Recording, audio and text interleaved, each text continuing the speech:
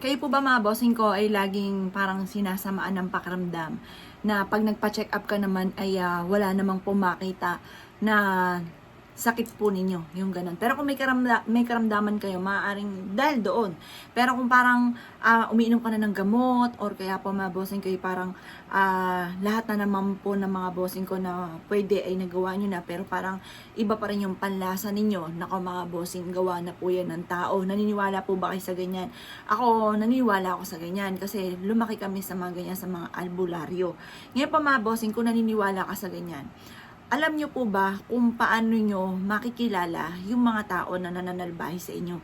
Alam nyo po ba kung paano nyo rin maitataboy at paano rin po ang proteksyon para kayo po ay layuan ng mga ganyan sitwasyon mga bossing?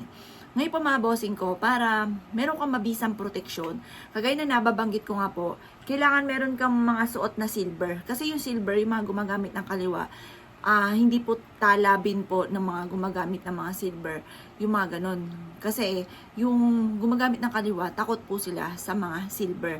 Kaya sabi nga nila, magsuot ka ng silver para hindi ka basta-basta tatalban ng mga gumagamit ng kaliwa, pati yung mga palipad hangin, manalangin ng mga masama, sumpa, yung mga ganon. Ngayon po mga bossing ko, kailangan may silver ka. Ngayon, kung hindi ka mahilig magsuot ng alahas, kasi may mga kilala ko na talagang kahit maliit na hikaw, hindi sila nagsusuot dahil hindi sila mahilig magsuot ng alahas, ang gagawin nyo lamang, magdadala ka ng barya. Kahit isa lamang mga bossing ko, lagi ka maglalagay sa bulsa. Ngayon, pero kung mahilig ka magsuot ng alahas, magsuot ka ng silver. Kasi para hindi ka talaban ng mga gumagamit ng kaliwa nga po.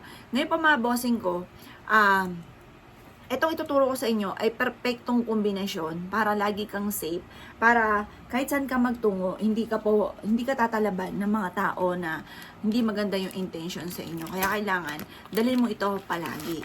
Ngayon pa mga bossing ko, ano po ang kailangan natin? Magdala ka ng isang ziplock. Ngayon, hindi lang siya tungkol sa usapin ng mga ingitero at ingitera, pakilimera, chismosa, hindi lang siya tungkol dito. Ito po ay nag-a-attract din ng swerte. Kasi ang barya mga bossing, maswerte yan, lalo na pagdating sa usapin ng pera. Para mabilis gumulong ang magandang kapalaran at makatawag siya ng maraming swerte, lalo na sa pera. Ngayon pa mga bossing ko, para lubos-lubosin na natin, i-level up na natin ang swerte, gumamit tayo ng barya. Pagkatapos mga bossing ko, kailangan din natin ng bawang. Yan. Ngayon pa mga bossing, ang bawang mga bossing ko ay humihigop ng negative energy. Nagtatawag ito ng swerte at nagtataboy ng kamalasan. Pagkatapos ito yung ating dahon ng laurel. Ang gagawin lang natin mga bossing ko, pagsasama-samahin natin itong perfect na sangkap na ito. Ito pa mga bossing ko ay proteksyon sa mga taong ingitero at ingitera, pakilimera, chismosa, panghatak din po siya ng swerte. Kung ikaw pa mga bossing ko ay minsan na nagamitan ng kaliwa, at kayo po ay mahirap po yung nagagamitan ng ganon kasi once na ikaw po ay nagamitan ng ganon, mahirap tanggalin, lalo na kung hindi mo matsyempuhan yung lunas po nito. Talagang pahihirapan ka po niyan.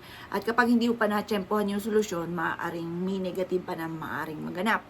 Ngayon po mga bossing ko, mas mainam, meron kang proteksyon sa pamamagitan ng tatlong sangkap na ito. Makakatulong po ito para maalis mga bossing ko yung mga problema mo pinagdadaanan. Proven po ito mga boss.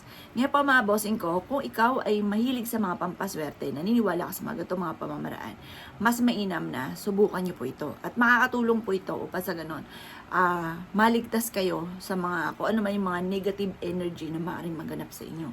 At higit po dyan mga bossing ko, yung tao na nananalangin sa inyo ng masama, once meron kang ganito, manalangin silang masama, tumatalbog po yan doon sa tao na nananalangin ng masama. Kaya mainam meron kayong ganito. Ito po ay subok na mga bossing ko na maswerte. Ngayon po mga bossing ko, at ito po ay ia-adya ka nga po kung saan lagi kayo suswertihin. Dahil ito ay favorite ko rin, meron din akong ganito sa bag mga boss. Ngayon po mga bossing ko, ang gagawin nyo lamang, pagsasamahin nyo po siyang ganyan. Tapos, i-wish po dito, kung sino man yung mga tao na hindi maganda yung intention sa inyo, bumalik sa kanila kung ano man yung mga panalangin nilang masama. Pero kahit hindi ka magsabi ng ganon, matik po yan, lalo na yung silver, tatalbog ka agad yan sa mga tao. Itong tatlong sangkap na ito, matik po yan, tatalbog yan to sa tao na hindi maganda yung intention. At ito ay bukod po dyan mga bossing ko, kaya malalaman nyo kaagad. Halimbawa, kakilala nyo yung taong ganyan, makita mo sa kanya na bumabalik yung ano yung mga panalangin niya masama, yung mga ganun mga boss. Ngayon pa mga bossing ko, bukod po dyan, ito po ay nag-a-attract din ng swerte, lalo na sa pera. Kasi ang dahon ng laurel ay for only wishes. Ang dahon ng laurel, mga bossing ko, ay kahit anong gusto nyo i-wish, maging sa usapin ng pera, proteksyon, pagdating sa usapin ng lubog ko sa utang, ayan, kung ano man po yan, pwede nyo i-wish sa dahon ng laurel. Tapos yung bawang naman natin, nahigop ito ng mga negative energy, lalo na nga po yung mga gumagamit ng kaliwa. Tapos yung silver, tataboy ng malas, at yung barya nag-attract na swerte sa pera. Ngayon pa mga bossing ko, gawin nyo po ito sa umaga. Pero ang pinaka-the best na araw nito, Tuesday or Friday. Pero pwede siya gawin kahit anong araw, basta umaga at nakaharap ka sa gawing silangan mga bossing. Makakatulong po ito upang sa ganon, masigit kayo na maka-attract na swerte at makamit nyo kaagad kung ano man ang inyo po mga pinapangarap. Ngayon, kung ikaw naniniwala at naisyo po itong gawin, huwag na kayo magpatumpik-tumpik pa dahil ito pa mga bossing ko ay isa sa mga subok na at marami nang nagpatotoo dito at hindi na ako magtuturo, sa akin na lamang isa ito sa mga paborito ko. At ito pa mga bossing ko, i-a-adya ka lagi. Yung ba tipong wala kang naiisip ngayon, bakante yung isipan ninyo, blanco yung isipan ninyo, hindi nyo maisip kung paano nyo susolusyonan ng problema. Ito naman mga bossing ko, ang pampaswerteng ito na 3 power of pampaswerteng ito mga bossing ko ay makakatulong para makamit nyo kagad ko ano man ang ninanais. Ngayon po, magwi-wish ka para gumana.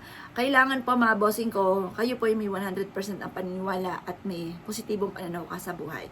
At lagi nyo babanggitin ng 3 beses ang inyong tunay na pangalan. At agad to po mga bossing. Halimbawa, Apple Pagyo, Apple Pagyo, Apple Pagyo. Makakamit mo lahat ang inyong mga pinapangarap. Lalayuan ka ng mga taong hindi maganda ang intention sa iyo. At kung naman ang lahat ng i-wish po ninyo ay matutupad. Yung ganon. Lahat ng i-wish mo ay matutupad. Ganon ang mga pag-wish siya, direct to the point mga bossing. Kasi kung ano yung mga salitain natin, yung sabi nila, magsalta ka ng maganda at yan ay magaganap. Magsalta ka ng pangit, magaganap din po yan. Kaya huwag tayo magsasalta ng mga pangit.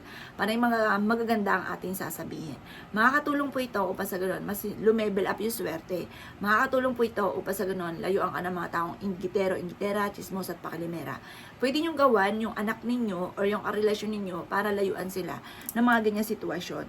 Kasi sa panahon ngayon mga bossing ko, okay sana kung kasing tatag mo ang mga anak mo.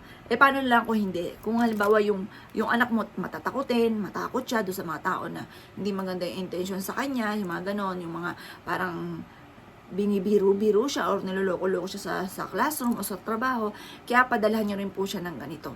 Or kaya may mga tao na naiinggit sa kanya, may masamang intensyon, para hindi tatalab sa kanya, padalhan niyo po siya ng ganito.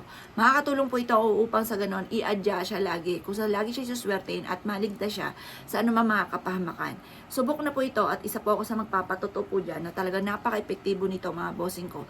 Lalo na kung may 100% kang paniniwala at mag-ukol ng panalangin bago umalis ng inyong tahanan.